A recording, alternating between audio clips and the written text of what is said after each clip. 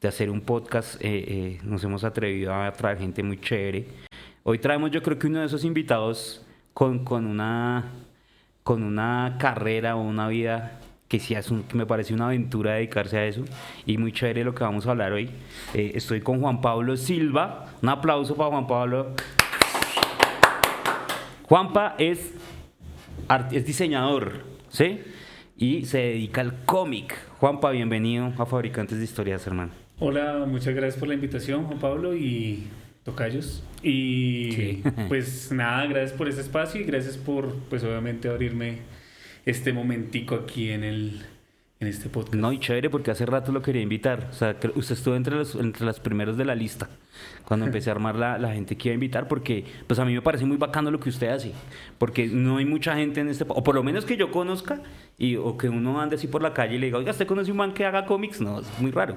Sí, entonces siempre me ha llamado mucho la atención, además que soy un fanático de los cómics completamente, y pues siempre lo había querido traer. Entonces digamos que la idea es que hablemos hoy un poquito sobre eso, ¿no? Pero antes de adentrarnos ahí en el tema de los cómics y cómo llegó allá, pues a mí me gustaría que nos contara a nosotros ya la audiencia, ¿quién es Juan Pablo, hermano? ¿Qué hace Juan Pablo en la vida? Bueno, hola. Yo soy Juan Pablo Silva Elías. Soy dibujante, escritor, diseñador gráfico, papá, creador de cómic, obviamente. Soy uno de los... tengo una de las editoriales, no podría decir más grande de Colombia, pero sí una de las que ha tenido como trascendencia en estos últimos 13 años. Y fui pues uno de los que empezó como a gestionar, no fui de los primeros, pero sí digamos que me he mantenido en ese tiempo, porque la editorial Go Up Comics lleva 13 años y más de 25 publicaciones impresas y más de 10 o 20 publicaciones digitales. O sea, tenemos un montón de repertorio en el tema del cómic y me he dedicado a eso. Pues obviamente soy diseñador, trabajo también en una agencia, porque pues esto del cómic también es una cosa, no es tan fácil tampoco, pero es un sueño que constantemente vengo alimentando y nada, pues eso soy. Me gusta jugar videojuegos, me gusta el fútbol, me gusta leer mucho cómic. Entonces siempre que me preguntan qué quiero que me regalen un cómic. Cómic, sí. O si yo regalo algo, voy a regalar un cómic. Entonces soy de esos. Yo me acuerdo que yo lo conocí siendo muy chino. Yo le llevo unos añitos, pero yo lo conocí muy chino a usted haciendo teatro en la Casa de la Cultura, en Sí. Chía, pero hace muchos años. Cuéntenos un poquito de esa época suya. En realidad eso también fue uno de los primeros acercamientos a la narrativa. Digamos que el teatro, las artes quieren contar algo. Y pues cuando yo estaba pues recién salido del colegio, pues fue cuando entré a la Casa de la Cultura de Chía y empecé ahí a conocer, porque yo no solo me metí a teatro, sino también me metí a literatura Ujú. y artes plásticas. Usted estuvo con Santiago Pérez, ¿no? Sí. Sí, yo me acuerdo. Entonces, claro, Santiago era el que nos daba las clases de literatura, Mario nos daba las clases de teatro, Margarita nos daba las clases de artes plásticas. Margarita Páramo. Bueno, Páramo. Pero también habían otros profes de artes plásticas, me acuerdo, pero no me acuerdo bien los nombres. Pero entonces, claro, en esa vaina fue como que siempre como que me fui enfocando a contar algo a través de alguna expresión, llámese teatro, llámese el arte o las plásticas, la literatura y pues ahorita estoy haciendo cómic, que es lo que junta todo. Pues Bacán. obviamente el teatro como tal, obviamente me sirvió mucho a Para la buscar dramaturgia y todo el tema. la creación de personajes, todo Claro. ese cuento. Stanislavski, me acuerdo mucho de, de esos interiorismos así, los talleres que hacíamos de cuentería, bueno, todo Sí, ese esto es tipo un taller mío, ¿no? Sí. Sí, cansa estar en un taller mío. Entonces, no, hicimos un montón de cosas. Yo me acuerdo que hacíamos un montón de cosas. Yo lo veía muchos Mercedes cuando hacían los temas de cuentería, cuando hacían los festivales, cuando estaba en los bares ahí o en la calle o A épocas aquellas. épocas aquellas de pero lo chévere es porque Chía siempre se ha caracterizado por ser un tema tan cultural. O sea, yo siempre lo vi desde que yo era. Ahora no sé cómo está, porque hace tiempito ya no vivo acá. Ujú. Pero siempre lo veía así, como una especie de bohemia vaina donde uno encontraba o música en algún lado, o teatro en el otro, o baile en el otro. Entonces, donde confluían muchos artes. Y eso me pareció muy bonito de Chía, pues, cuando yo era joven. Yo sigo creyendo que es así. Lo que pasa es que nosotros ya pertenecemos a otra generación. Dígame, yo ya no vivo acá, soy exiliado, vivo en Zipaquirá. Pero siento que Chía sigue siendo un municipio que tiene una fuerza cultural bien interesante. Además, porque como se ha vuelto tan cosmopolita, han llegado gente de tantas partes, pues también traen su cultura particular, ¿sí? Y eso ha enriquecido mucho, digamos, las expresiones culturales de Chía. Me acuerdo cuando hicimos un taller de gaitas y tambores, hermano, cuerrolitos ahí tocando gaitas y tambores, porque llegó a Mintaba Santa, la hermana de Totó, a vivir acá. Sí, Totó la Momposina. Entonces eso siento que ha enriquecido, ¿no? Entonces sí creo que va creciendo a medida que va creciendo el pueblo y las expresiones culturales también, ¿no? Siento que sí se sigue moviendo igual, de alguna forma, sí, digamos que sí. Bueno, Juanpa, usted es papá, ¿sí? Papá de una niña de 17 años. Juepucha. Sí. Ya. ¿Qué se siente ser papá de una chica de 17 años siendo tan joven? Porque usted no llega a los 40 usted todavía. Tengo 40 Uy, precisamente. le pegué. Tengo 40, la tuve a los 23.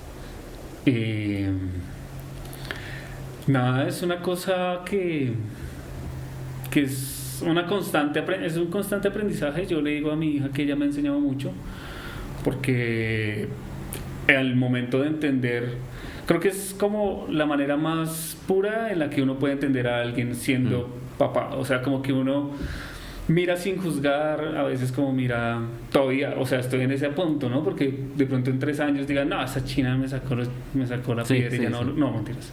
Pues sí, porque uno ve papás que ya no entienden a sus hijos, pero yo creo que como que fui papá joven y estuve 14 años con ella viviendo y conviviendo y hablando, bailando, cantando, hablando de cosas muy random o cosas también serias. Entonces mi relación con ella creo que es una de las relaciones que uno quisiera tener con muchas personas. Sí, lo entiendo.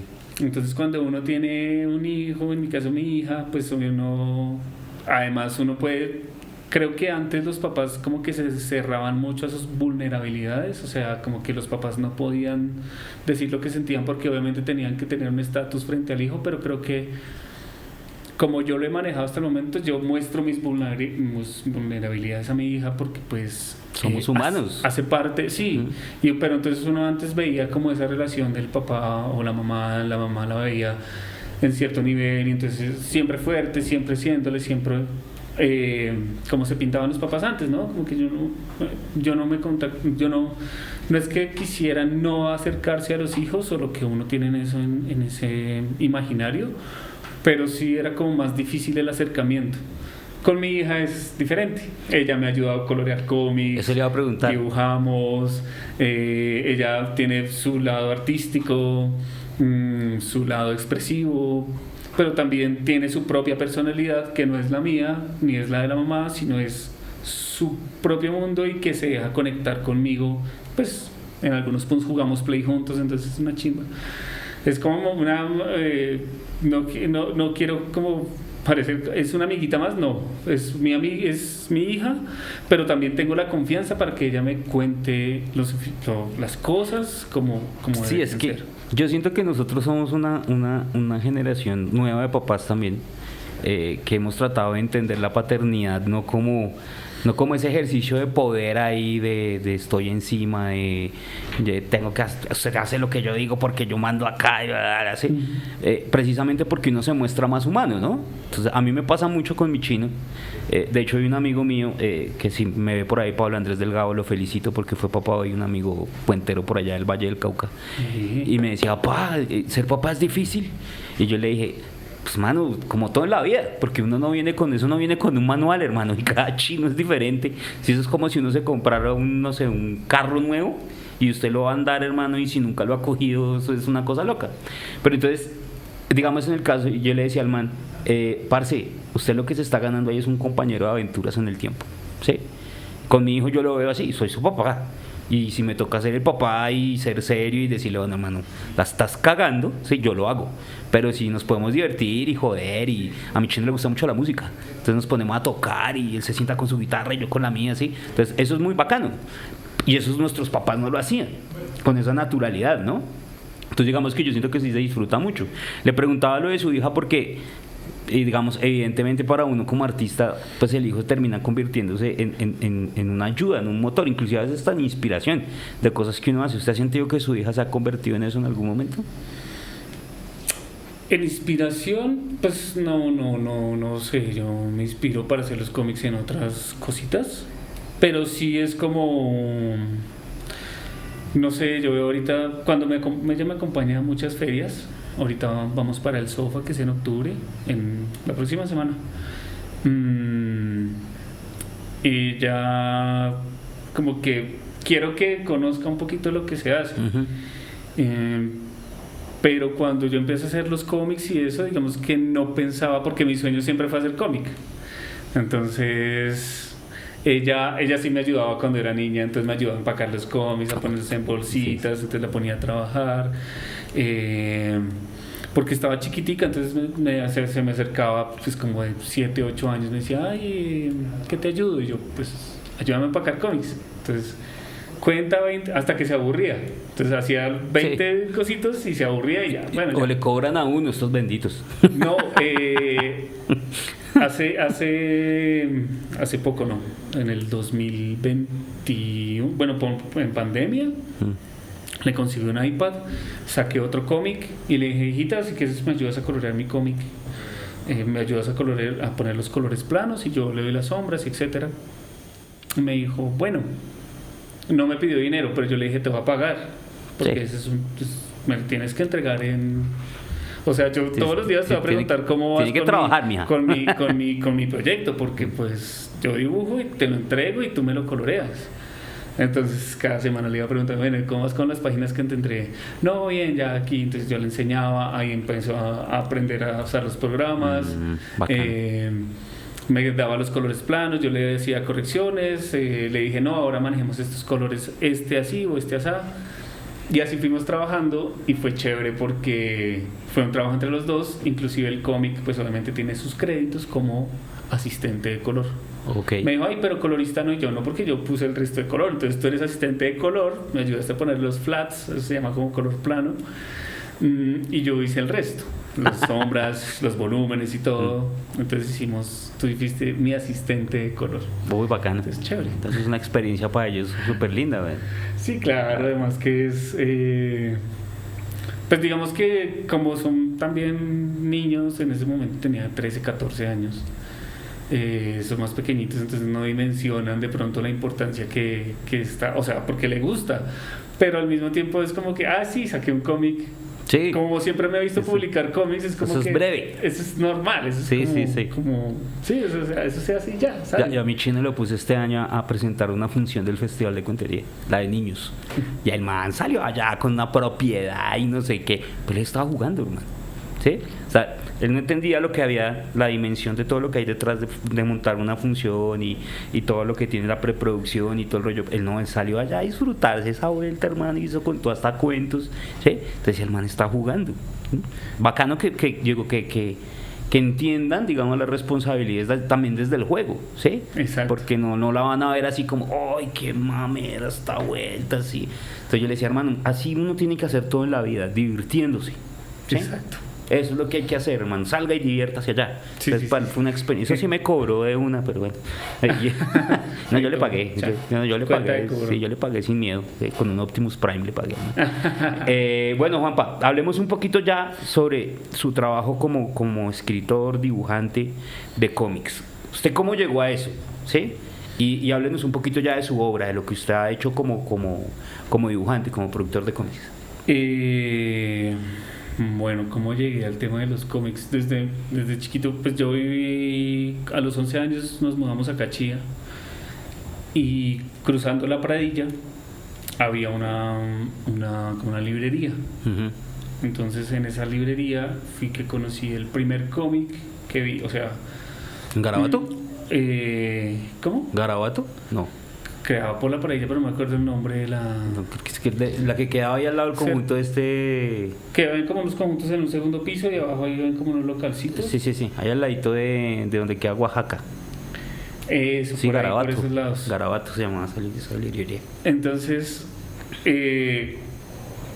obviamente conocíamos las tiras dominicales del tiempo, Mafalda, Calvin y Hobbes, todo eso, pero el formato cómic como tal, o sea, una historieta, Ujú.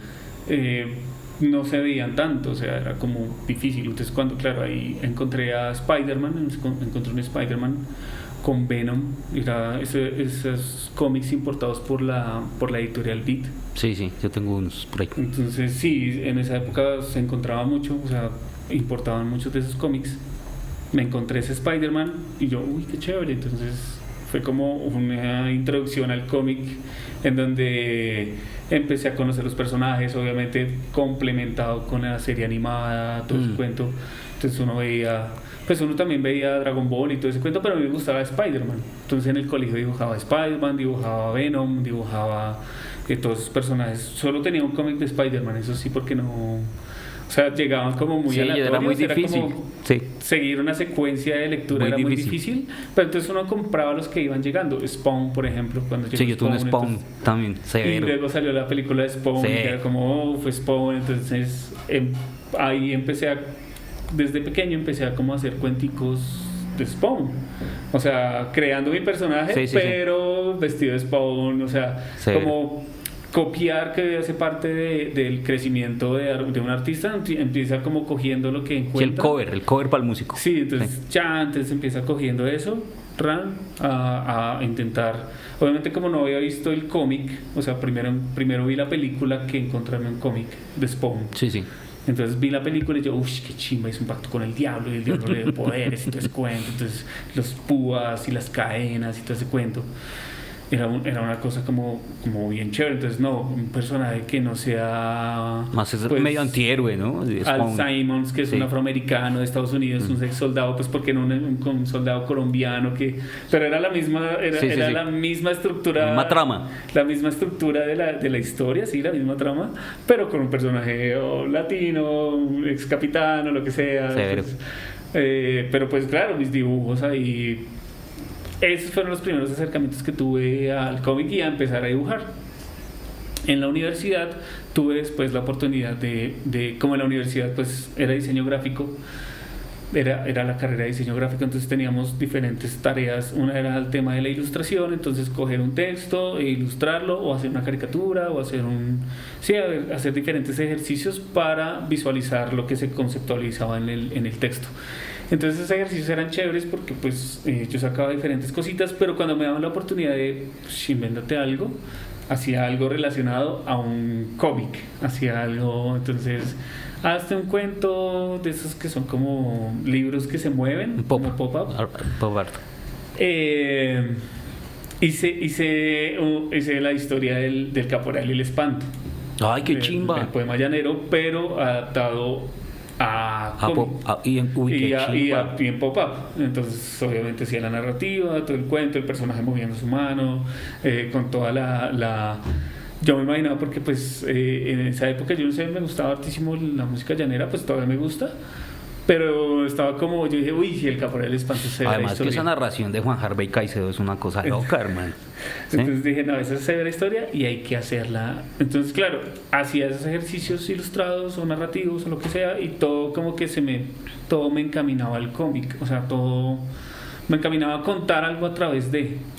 Nada más que el lenguaje del cómic es una chimba. O sea, lo que le digo, yo también he sido muy fan del cómic desde niño. Y a mí me pasaba, por ejemplo, que también mis primeros cómics fueron de Spider-Man o de Batman, ¿sí? De Superman tuve uno también por ahí. Pero yo llegué más al cómic por las series de televisión. Que por ejemplo yo veía, bueno, sí, Spider-Man, el de los 60s, que era el que pasaban cuando yo era chiquito acá, que el mejor que vi fue el de Ultimate Spider-Man, que fue como los 90. Veía los Thundercats, He-Man, los Caballeros del Zodiaco, los Transformers, toda esa vaina, ¿no? Entonces mis acercamientos al cómic fueron por ese lado. Pero cuando llegó todo este boom de las películas de Marvel, ¿sí? Que empiezan a sacar todo esto en live action y que empieza a haber un acceso. Pues ya tengo una colección de cómics en la casa, esos que sacaron del tiempo, que está toda la Marvel, toda la DC, ¿sí? Y uno dice, uy, qué chino haber tenido esto cuando niño, hermano, eso hubiera sido una locura. ¿Eh? Claro, porque el cómic es un entretenimiento que da pie para todo eso. O sea, de eso han sacado, inclusive me imagino que muchas personas han visto historias y no saben que es de un cómic. Ajá, o sea, no saben que esa historia salió de un cómic. The Walking Dead, por ejemplo. The Walking Dead, por ejemplo, mucha gente sí sabe que viene de un cómic, pero por ejemplo hay historias como sacar una serie en Amazon que se llama Las chicas Paper Girls, como repartidoras de periódico, y ese salió de un cómic. O historias que llegó, uy, esta historia yo la he visto en algún lado, claro. El Eternauta no es una novela gráfica. El Eternauta es una novela gráfica de los 50, sí, casi. Espectacular. En Argentina esa sí se producía por tiras, cada semana daban una tira. Y yo tengo el compilado de toda la historia, son como unas 500 páginas, una cosa gigante. Tintín también, fue originalmente y también veía las animadas. Sí, claro. Así hay un montón. Venga, y entonces usted hace sus cómics. Cuéntenos de sus cómics. ¿Cuáles son sus cómics? Bueno, entonces sigo la historia. Dejé luego, salí de la universidad, empecé a trabajar en una editorial, pero luego entré a Andrés Carne de Res y como que ahí fui diseñador. Pues también hacía mis ilustraciones y todo el cuento, pero no estaba nada relacionado con el cómic.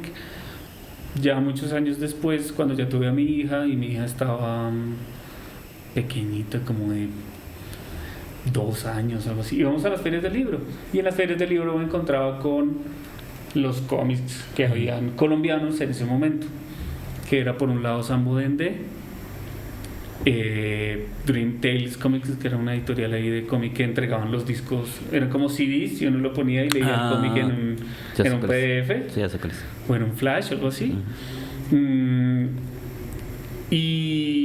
Y yo decía como, bueno, sería chévere, o sea, como que empecé a mirar que había gente que hacía cómic. La cosa fue que yo quise como entrar a esos grupitos, ¿no? Como que, yo soy... Pero pues obviamente cuando uno entra al mundo del cómic es bien difícil ponerse uno a ¿cómo decirlo? Como que uno empieza a remarla y uno entiende que es bien complicado. Entonces, claro, entonces yo dije, bueno, había un tema en Colombia que era la maldición del número 1. ¿Qué quiere decir eso? Que la gente sacaba solo un número 1 y no volvía a sacar nada más. Entonces llegaba, uno veía la propuesta, al otro año iba a la feria del libro porque pues en esa época temas de distribución y eso eran más difíciles que hoy. O sea, hoy son difíciles, pero antes eran más difíciles, re jodidas. Sí. Un envío era jodido, o sea, todo era jodido, cómo seguir un envío, cómo hacer un pago, o sea, todo eso era bien complicado. Entonces, ¿qué pasó? Que yo llegué se me ocurrió una idea, dije, pues voy a sacar una historia que sea cortica y que sea para sacarla en 1 o 2 años. Fue Bogotá Masacre Zombie, la primera historia que saqué. Sí. Entonces entré a la Feria del Libro de Bogotá en el 2012, ya en el 2010, en el 2011 estaba trabajando en mi cómic, en Bogotá Masacre Zombie, porque pues me compré un libro para seguir aprendiendo a escribir cómics, me compré el material para trabajar directamente en el computador, una tableta gráfica, o sea, digamos que me armé las cosas desde el 2010. Pero desde el 2011 empecé a trabajar directamente ya en el cómic de Bogotá Masacre Zombie, planteando la historia, ya más o menos la tenía en la cabeza. La trabajé a finales del 2011 y en el 2012 la estrené durante la Feria del Libro de Bogotá. Eso sí era bien chistoso porque era solo mi stand de 12 metros cuadrados, que eso es una vaina gigante, y una mesita como de 1 metro, más chiquita que esta, y los cómics ahí, y me inventé un revistero, bueno. ahí hicimos maromas como para llenar ese espacio, Esto es porque pues grande. uno nuevo, uno no sabía, yo llegué y esa vaina blanca, y yo, uy, no, esta vaina no tiene ni decoración, hice pintura en vivo esa vez, entonces eso sí me di cuenta que soy bien recursivo en las ferias, porque pues cómo uno decora un espacio tan grande sin presupuesto. Claro. Obviamente me gasté toda la plata produciendo el cómic, el préstamo que me dieron, pues la mayoría se fue en eso. Entonces, ¿cómo hago para aprovechar lo poco que tengo para decorar? Entonces, empapelé la pared de atrás, como que la forré y empecé a pintar en vivo. Una vez me disfracé, bueno, empezaba a hacer como cosas pues dinámicas pues para la gente llegara al espacio. Nos fue bien, o sea, tuvo una receptiva chévere la Feria del Libro, porque mi promesa era 2 meses después sacar el número 2 del Bogotá Masacre Zombie, y se cumplió, o sea, Bien. se cumplió. No cayó en la maldición. No cayó en la maldición, entonces porque, y además decía parte 1 de 5. O sea, el cómic es parte 1 de 5, 2 de 5, 3 de 5, y número final. Eso le daba como una cosa a las personas, como, bueno, va a tener un final, pues creo que es más factible de comprarlo que esperar una historia, un One Piece de 1000 capítulos. No va a pasar. Hay que ser realistas y saber que hay unas cosas que no se pueden lograr. Entonces dije, una miniserie va a ser chévere, la vamos a sacar. La saqué, ese mismo año saqué el número 3 en agosto, y ahí ya me quedé sin presupuesto, porque lo de la Feria del Libro me lo gasté en las otras 2 publicaciones. Ahí es donde uno empieza a entender cosas que van surgiendo. Pero ¿qué fue lo chévere? Que empezó a conocer gente, me invitaron al Cinema Zombie Fest, bueno, digamos que tuve como... Además que usted es pionero en el tema, ¿no? O sea, usted es el primero que pone a Bogotá en el mundo de los zombies, ¿no? Exacto, sí. Si es que eso es lo más chimba, güey. Me acuerdo cuando lo vimos la primera vez, que eso fue por una vaina a la biblioteca, que yo lo traje, y yo dije, no, esto está yo soy re fan de los zombies, o sea, me ponen zombies y yo soy feliz. Y pues que este man nos pone a Bogotá ahí, ¿sí? O sea, habla de zombies en Bogotá. Mucha gente le da ese valor, porque pues obviamente entender que no todo pasa en Estados Unidos, en Nueva York. Es como romper eso, es como romper esos esquemas que siempre son, en Estados Unidos, justo a la familia de Estados Unidos, tal cosa. Sí, entonces les pasa todo. Exacto. Entonces, ¿qué pasa cuando pasa en Bogotá o cuando pasa acá en Colombia? Obviamente hay gente que me dice, bueno, pero entonces ¿cuáles son las calles que salen de Bogotá o lo que sea? Pues sí, pues todo se asemeja a Bogotá. Y les digo, no es un recorrido turístico, porque yo estoy contando una historia. Pues obviamente aparece no un Farmatodo, sino un Super Drogas, aparece la Plaza de Toros desde arriba, desde el cielo, aparece la entrada del Teatro Gaitán en la Séptima, bueno, es que aparece, ya eso es emblemático, ya, ¿para qué más? Aparece la Plaza de los Periodistas ahí en el centro, o sea, digamos que les digo, pero pues como obviamente tengo que contar una historia, pues no me puedo poner a contar otras cosas. Sí, a ser tan detallista, ¿no? O sea, sí. Pero igualmente la gente ¿cómo más se referenciaba? Como el diálogo de los personajes. Los personajes también se sienten muy locales, se sienten muy claro, de acá. El léxico del personaje también. Exacto, cómo habla, o sea, no vamos a ver un personaje que dice, fantástico. Sí. Llegaron a rescatar, fantástico. Sí. No. Chimba. No. Sí, qué chimba, uy, marica, me salvó. Sí, sí, cosas claro. así, porque... Claro. Pues así es como hablamos, sí. Digamos que el tema que tenemos con los mexicanismos es que, claro, como quieren ser tan universales, pues todo lo bueno, fabuloso, formidable, porque mi hija, volviendo a mi hija habló por un tiempo, habló así como los Backyardigans. Sí. Espléndido. Fantástico. Sí. La pajilla. Y entonces el pitillo, China. Es el pitillo. Entonces, sí, entonces claro, era romper con esos esquemas en la narrativa, en los mismos diálogos, y la gente decía, está en un trancón. Si estuviera en Medellín diríamos taco, si diríamos en diferentes ciudades, pues obviamente cambia la jerga, y ese es el trabajo de uno como autor. A mí me parece muy gracioso eso, porque la gente está tan acostumbrada a esa narrativa como neutra que nos han puesto en muchas cosas, que cuando uno ve, por ejemplo, en una serie de televisión o en un cómic, ve la palabra parce o que chimba, uno se siente raro, ¿sí? Uno dice, ay, no están hablando como, sí, como Sí, sí, forzado, sí. sí. Y a uno le suena forzado eso que dicen ahí, sí. Pues no, es que nosotros hablamos así, ¿sí? Entonces, bacano, eso me parece muy bacano, ¿sí? Que por ejemplo uno encuentre en un cómic bacano, ¿sí? Ajá, Son palabras que no se utilizan normalmente en ese tipo de contextos, ¿no? exacto. Todo ese tipo de cosas acercan al lector y Sí. acercan al público. Entonces no solo saqué Bogotá Masacre Zombie, sino saqué... Ya después la editorial fue creciendo, porque en esa misma feria del libro llegó un dibujante de cómics. Y ahí es donde empecé como a ver otros roles de lo que yo... O sea, porque yo creé la editorial, creé los cómics, pero la gente vio como el diseño es chévere, digamos el diseño es pulido, el diseño está bien, es un diseño... O sea, por mi trabajo editorial en el pasado, como que aprendí a aplicar varias cosas para publicar mis cómics. O sea, no se ve como una cosa, Sí, claro. como una propuesta. No quiero como bajar o echarle vainas a los demás autores, pero cuando se tiene atención al detalle, cómo se publican las historias, inclusive lo legal, se siente que hay un peso o un trabajo más allá de solo dibujar un cómic. No, y eso es profesional, o sea, tampoco es tirar vainazos, o sea, trabaja bien, ¿sí? Haz las cosas bien y verás que te sale bonito, ¿sí? La calidad y el profesionalismo, creo que en los artistas a veces está supeditado, es que yo soy así, ¿sí? Y como que no hay calidad en las cosas simplemente porque yo soy así, ¿sí? Sí. Entonces, Es una excusa en donde yo siempre, pues, mis cómics tienen su hoja de créditos y todo. O sea, digamos que son cositas que uno dice, qué boba. Pero cuando uno lo ve, entonces cuando le da el peso de, uy, esto está bien publicado. y eso tal le da cosa, caché, eso hermano. le da como Sí, ese claro. sentido. Y por eso empezó a llegar gente.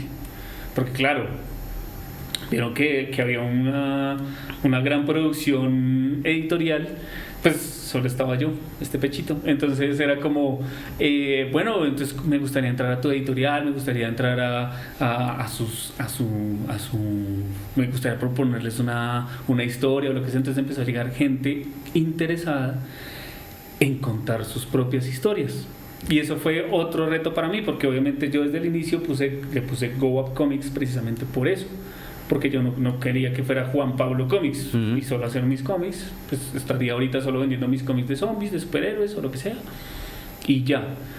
Pero como yo quería expandir, o sea, que fuera una editorial que tuviera donde la gente pudiera participar, realmente participar con sus propias historias. Y ahorita tiene gente ahí ya haciendo sus propias De historias. las 25 publicaciones impresas, Qué bacano. no hay, o sea, la mitad son mías o menos de la mitad son mías. Ok. Porque las otras publicaciones han participado, por la editorial han pasado yo creo que más de 40 artistas o 50 artistas, porque tenemos antologías en donde participan varias personas, o sea, varios artistas dedicados a hacer historias cortas.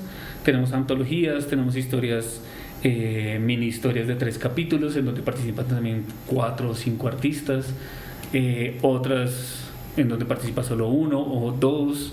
En mi caso yo pues a veces participo, pues hago mis propias historias, entonces hago todo solo, o en algunos casos invito gente a que me ayude a desarrollar mis historias. La primera historia fue Bogotá Masacre Zombie, fue con la que arranqué la editorial y de ahí para adelante fue llegando gente. Eso es lo emocionante de hacer cómic. Qué bacano eso. Nosotros alguna vez hablamos porque yo tenía ganas de hacer novela gráfica, un par de cuentos míos, y nunca cuajamos la cosa. Vamos a trabajarle a eso, vamos a eso. Vamos a mirar qué pasa. Vamos a mirar qué se puede hacer ahí, porque esa es una idea que me propuso mi esposa. O sea, ni siquiera fue idea mía, sino pues yo cuento, ¿no? Y ella me dijo un día, oye, eso es una novela gráfica, sería tan lindo, ¿sí? Pues porque cuando uno narra, pues crea muchas imágenes y está contando imágenes realmente, ¿sí? Y dice, oiga, sí, bacano. Y le digo, no, yo conozco un man, vamos a hablar con ese man. Pero ahí quedó porque cayó pandemia. Ahí fue cuando dejamos de hablar. Porque cayó pandemia, yo estaba en otra cosa. Ya me fui para otro lado. No, y uno, pues. No. En pandemia, por ejemplo, yo tenía un poquito pausado el tema de los cómics. Y en pandemia retomé con fuerza porque saqué de Bogotá Masacre Zombie, las 5 que tenía iniciales, saqué un spin-off en la Universidad Nacional de Colombia. Se llamaba Bogotá Masacre Zombie, Universidad Nacional. Entonces era ya, digamos que fue otra vez ir retomando los elementos que viví en la pandemia. O sea, como el quédate en casa, o sea, Sí, todo sí, ese sí, tipo de severo. cosas me complementaron como para sacar la historia. No, y además que yo siento que la pandemia, digamos en el caso suyo, ¿no? De crear esa historia y llega la pandemia, es como decir, ay, juepucha, sí va a pasar, ¿sí? A mí me pasó eso, yo me estaba encerrado en el apartamento y yo veía todo solo y dije, nos eso cayó, güey. eso es una cosa Sí, irreal. eso fue posapocalíptico, hermano. Fue una cosa que por un momento el tiempo y el espacio como que se configuró de una manera rara y todo el mundo, ya no, uno salía y no había nadie, no había ni Sí, carros. fue una locura. Uno, Y pues luego nosotros todos ahí forrados con una Ajá. yo dije, no, sí, nos cayeron los vivíamos zombies. en la vereda, entonces solo podíamos caminar hacia la vereda, hacia... Sí, Era sí, lo porque el único que resto no había, se el puede hacer. pasto, pero estuvo buenísimo porque pues era un momento en donde podíamos salir, pues nosotros en nuestro caso, ¿no? Fuimos como muy beneficiados Sí. por ese Oiga, lado. venga, pregunta, ¿dónde la gente puede conseguir su obra si la quiere leer? Ahorita en Instagram, Go Up Comics, raya el piso editorial. La gente se puede meter, puede buscar las historias. Ahorita estoy arreglando la página web, pero queda goupcomics.net. Ahí van a poder ver adelantos, pueden ver cómics que no he sacado impresos, porque en realidad he sacado muchos cómics, pero no he tenido como el presupuesto para Es que imprimirlos imprimir es todos. carísimo. Digamos que no es tan caro, pero hay temas, ¿no? El tema de la distribución, el tema de participación en los eventos. Entonces, sí, claro, en ese momento ya empieza uno a encarecer el producto, porque tengo que participar en un evento que cuesta 8 millones de pesos. Que tengo que sacar el cómic que cuesta 4. Que tengo que mover el cómic Y todo se lo tiene que recuperar vendiendo el cómic, parce. y todo ¿sí? lo tengo que recuperar y obviamente ganar. Claro. Entonces, claro, pues... Cómics de 50.000 pesos. Por ahí va. Casi. No, pero mi idea es que los cómics sean asequibles porque, pues, qué cagada. Porque yo de niño era feliz leyendo cómics. O sea, yo me ahorraba una semana y podía comprarme un cómic. Entonces, quiero que pase eso. Sí, que uno pueda decir, bueno, Que uno compres. una revistilla, Claro. que uno la sienta chévere, que uno se sienta como, uff, qué chimba. Yo me acuerdo una vez un pelado, que inclusive ahorita hace cómic. El pelado llegó el día que compró mis cómics, pues empezó comprando el número 1. Luego a los 20 minutos, 30 minutos, no me acuerdo, se compró el 2. Luego rebuscó con los amigos y se compró el 3. Tan bacano.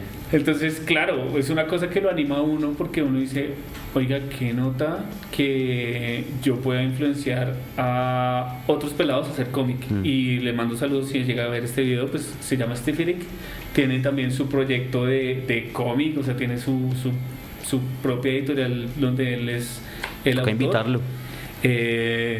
Steferic hace cómic muy chévere, se llama Big Comics la editorial, y hizo un cómic también inspirado en mí. Entonces Qué chimba, toca traer ese man. es una cosa bastante chévere. No, y toda la gente que he conocido, digamos que ya no me los conozco a todos porque ya somos muchos. O sea, cuando Bacano yo porque está habíamos creciendo, ¿no? poquitos, y ahorita tú vas a una feria o vas al sofá, y en el sofá ya es como ver un montón Este año de sí gente. toca ir al sofá. Pues voy a llevar a mi chino ya. Un ya será montón que- de artistas, hay un montón de artistas que hacen cómic o que hacen ilustración, o digamos que ahorita se está evidenciando más eso, porque la importancia de los eventos es que le den como esa visibilidad a los autores y a los artistas locales. Creo que eso es un plus que tiene mucho potencial y los eventos no lo han visto aún. El Ok. Comic Con, el sofá. Bueno, Juanpa, nosotros les pedimos a nuestros invitados siempre 3 regalos. Entonces vamos a hablar de esos 3 regalos así, fluido. El primero es el libro. Yo sabía que usted iba a recomendar un cómic. Un cómic, claramente. ¿sí? obvio, Entonces obvio, cuéntenos obvio. de ese cómic que nos va a recomendar El usted. cómic se llama Jupiter Legacy, escrito por Mark Millar, y no me acuerdo cuál es el dibujante. Es un cómic de superhéroes, es un cómic corto en donde vamos a encontrar, digamos que no es tan extremo como The Boys, pero sí tiene un punto en donde los superhéroes quieren como tomar el control de la humanidad como para que todo sea mejor. Y llega un punto que lo toman, pero digamos que la hija de uno de esos superhéroes que tuvieron que derrotar para tomar el control, porque hay unos superhéroes buenos y que quieren digamos que no quieren intervenir en temas políticos, como que alcanza a huir y digamos que empieza ahí como una trama bien chévere. Es una historia bien bacana, es súper cortica, tiene como 2 tomos nomás, y Y es una historia que me gusta un montón. Esta es más novela gráfica, ¿no? Es más novela gráfica, aunque obviamente también o sea, las novelas gráficas hay dos diferencias. Hay unas que son como cuando publicas varias historias, o sea, varias revistas, y luego la compilas, ya la convierte en una novela gráfica. Es el formato, por decirlo así. Entonces, digamos que lo meten en un librito y ya queda como novela gráfica, porque cada una tiene su portada, cada una tiene sus 22 o 24 páginas de historia. Pero sí, la convierte en novela gráfica y son 2 tomos súper chiquitos y es súper fácil de leer. Sacaron una serie en Netflix, pero esa sí no le... Sí, yo la vi, no gustó. Porque le cambia, o sea, es Ramón cuando tiene una historia tan chévere y le cambian todo, le dieron toda la vuelta.